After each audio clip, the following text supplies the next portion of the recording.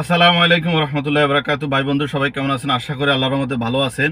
আপনারা স্ক্রিনের মধ্যে যে লোকটাকে দেখতেছেন এ হচ্ছে আসল রাসেল ভাইপার।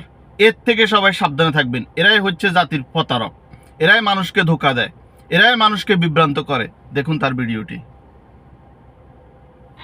বাইরে দেখেন রাসেল ভাইপার সাপটা ছাগলকে কিভাবে আক্রমণ করতে চায়। দেখেন, একটু লক্ষ্য করে দেখেন, এই যে ছাগলটা চলে যায়।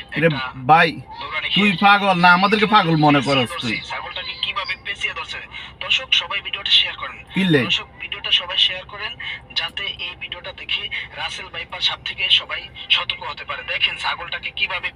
ভাই রাসেল ভাইপার থেকে সাবধান হওয়া লাগবে না।